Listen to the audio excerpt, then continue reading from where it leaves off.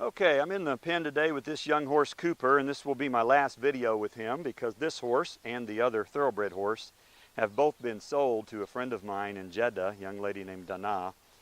And so I'm just going to show you where I am with this horse. The first video I had about 25 rides on him, and since that time I would say we've at least doubled that. We're probably around somewhere between 50 and 60 rides, and I've been pretty pleased with this horse.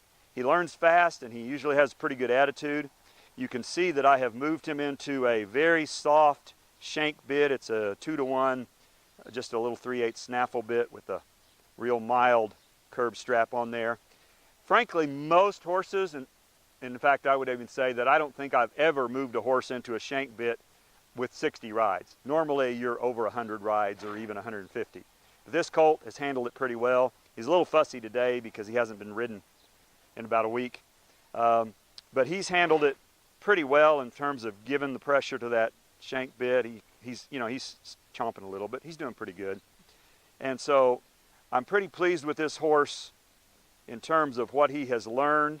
He's pretty good about getting off my legs, about responding to my legs. I've got him now where we can back him in circles if I need to, and then bring him around like this. I can side pass him pretty much any direction I want to go. And I am using spurs on him. I don't have to, but he responds a little bit better. And I can side pass him, go back the other way. Okay, I'm going to bring him out here and put him into a little short easy trot.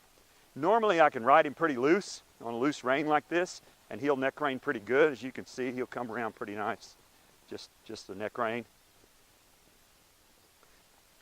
So if I were able to keep riding this horse, probably in the next 40 or 50 rides, I'd be able to ride him one-handed.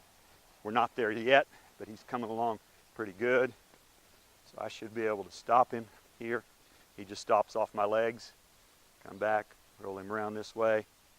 All right, and go ahead and do a little turnaround.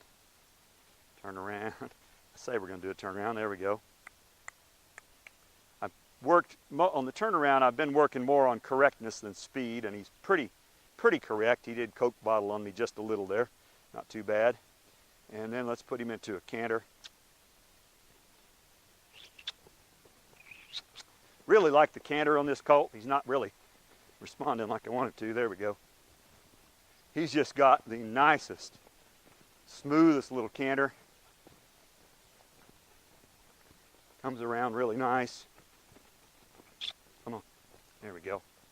And you can ride him really loose in the canter and pick up on him, bring him around like that, just really light. Really light. Okay. Ooh. There we go. I have begun, put him in the left lead. I have started doing some lead changes on him.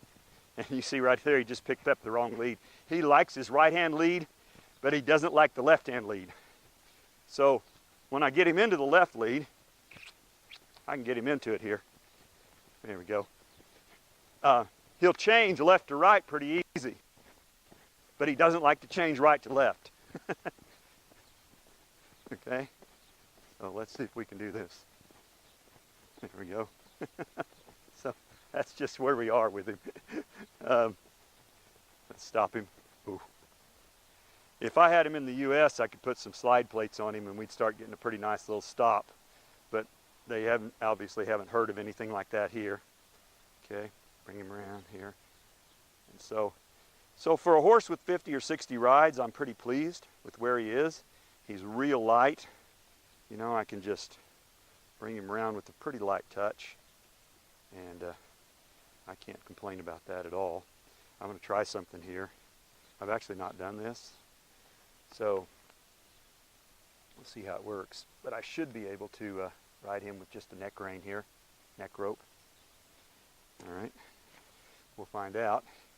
If it doesn't work, I'll just edit it out of the video. But I think it will. So I've never done this before, but I should be able to just come here like this and ride him like this, because mostly he's working off my legs pretty good.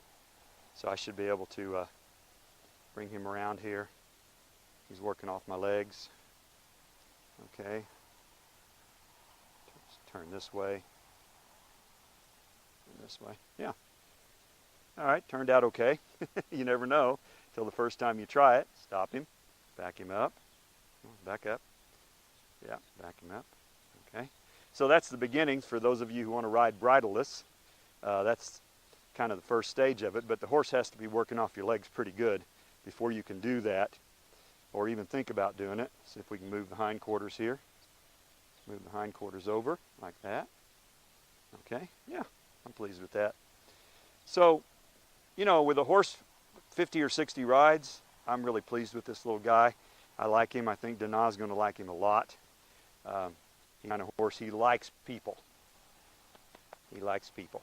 And so, you know, if you're saying, you know, Steve, if I bring you my horse, what will it look like after 50 or 60 rides? Most horses, if you compare the Bay Thoroughbred and this one, most of them are going to be somewhere in between. Okay, this one is exceptionally smart and easy to train. The other one is kind of the opposite.